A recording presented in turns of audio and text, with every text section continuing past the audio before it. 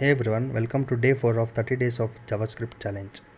Today we are learning how to write decision making logic using conditional statements in JavaScript. So we'll explore if, else if and switch. We will be having the clear examples and easy to understand. Let's get started. So now understand what are conditional statements. So conditional statements allows your program to make decisions based on conditions. Let's say if one condition is true, then do that, otherwise do this. So now we'll start with the if statement.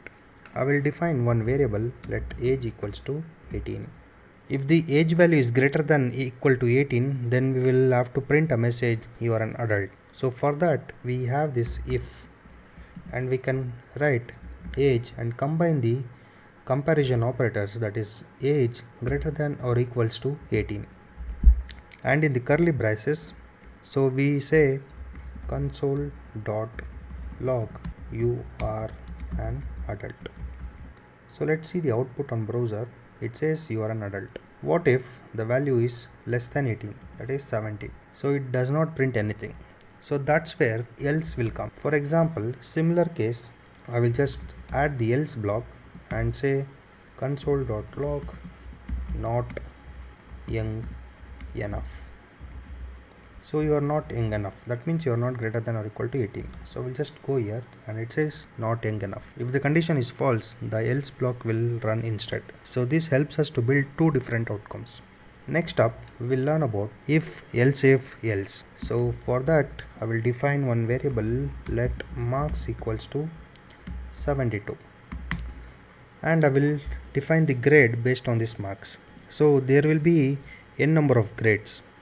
So if it is greater than 90, A grade, if it's greater than 75, B grade, etc.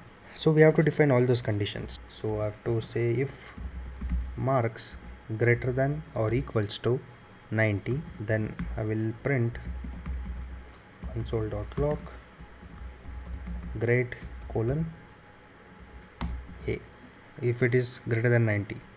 Now I will add else if it's not greater than 90 but it's greater than 75. So I will say B grade. I'll just copy this and say if it's greater than or equal to 50, it is C grade, and in the end I will say else it's fail. So anything below 50 is fail. So I will say grade fail. Here I have defined 72. It will come here if marks is greater than 90. No, it's not true. It will go here if marks is greater than 75. That is also not true. It will come here if marks is greater than 50.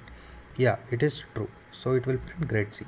As you can see, it is printed grade C. So if I just change to 98, and it will print grade A because it is greater than 90. Now we'll see for grade F, we'll print 45. We'll say marks as 45. It says grade F. So use else if when you have multiple conditions to check in order. So the first condition that matches will run and the rest will be skipped. So you can also simulate real-time examples of traffic light. For example, initially the signal is yellow, and we can just mention if signal is red then stop, otherwise if signal is yellow then say get ready, otherwise if signal is green go, otherwise invalid signal. So this is a real world logic structure using else if blocks. You can replace signal and test the output. Now we will try and understand switch. So the switch statement is used when you want to match a single value against many cases. So each case runs if it matches the value. Always use break to stop for each case runs if it matches the value. So I will say one variable let day equals to 3. So the syntax is switch and we have to pass the variable, and inside curly braces, and I will say case 1. So this is the actual value which we are passing it to day, and case 1 will print console.log Monday. If this is true, we have to break this case, so we'll add break. Similarly for case 2.